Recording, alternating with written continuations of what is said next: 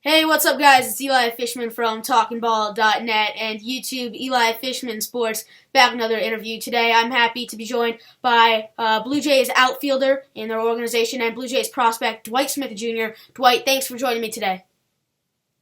Thanks for having me. So you were drafted out of high school, but in your senior year of high school, you were one of the top prospects in high school. So you were one of the best players in high school in the entire country, and you got the opportunity to play in the All-American game at Wrigley Field. To be playing with the best players in the country in high school at Wrigley Field, what was that experience like?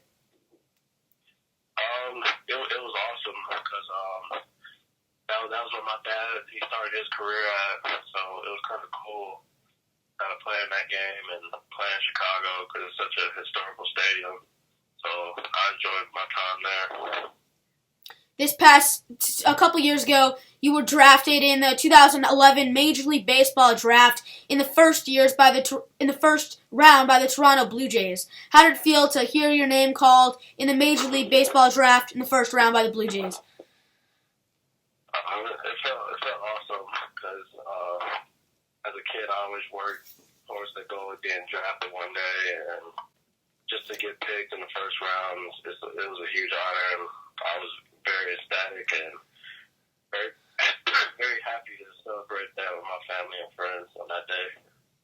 You went to play for Bluefield in the Appalachian League. You made your debut with the Bluefield Jays. I mean, to go to play your first game in pro ball, how did it feel to step onto that field with Bluefield? It was nice because it was definitely different because I wasn't used to playing in a place like Bluefield, Virginia. But it was kind of cool and going to sightseeing and traveling on the road and on the buses and really getting the grasp on how the pro life is really about.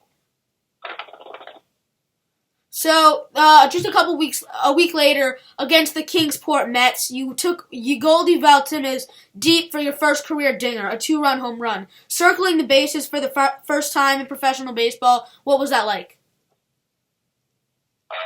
That was definitely another good moment in my career. I actually got the ball because one of the fans gave me the ball, and I ended up giving it to my mom when I got back home that year. So, I definitely enjoyed that one. It's always fun anytime you hit a homer. In 2014 and in 2015, specifically in 2014, you got to play in your first career All-Star game. You played in the Florida State League All-Star game. To play in the first and second in 2 back-to-back years, 2 minor league All-Star games. What was just the atmosphere and experience of an All-Star game like? It's crazy. All the fans are great, and it's just so much festivities. But once you get to the game, it's awesome seeing what everybody paid their money for to come out and watch the game, and all your family and friends, everybody else's friends and family out there supporting you. It's awesome being in an All-Star game, that's for sure. So, in 2014, you played with the Mesa Solar Sox in the famous Arizona Fall League. To be playing with the best prospects in all of baseball in Arizona in the Arizona Fall League, what was that experience like? That was probably the most fun I ever had on a baseball field.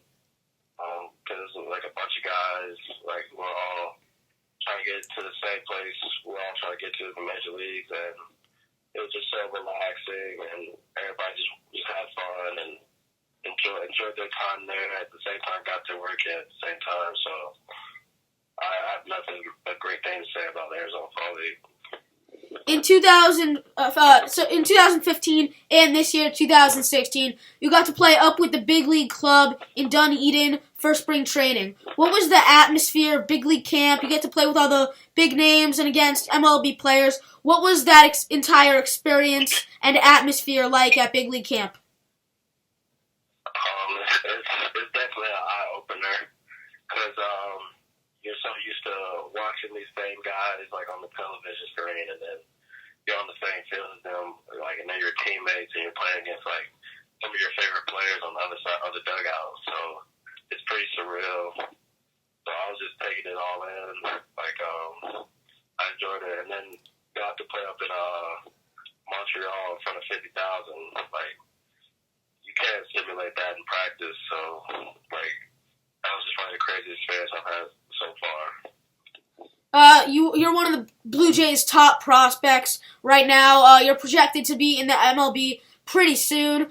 So to know that you're one of the top prospects and that you're projected to have such a good future, how does that make you feel about the rest of your career and how you're going to do beyond the minor leagues? I try not to pay attention to any of that stuff because I still gotta work hard and have fun and just go out there and play the game that I've always grown up to love. So I try not to feed into all the prospect buzz and all the other stuff. I just try to play the game right and have fun and play every day and then help the team I'm on win a championship. So you've had an amazing time in the Blue Jays organization. You have a lot of time left playing for them. So what's been the best moment of your career playing in the Blue Jays organization, and also it could be in the end of high school or in the Arizona Fall League? Wow. I would say getting drafted, because without getting drafted, none of this would have been possible.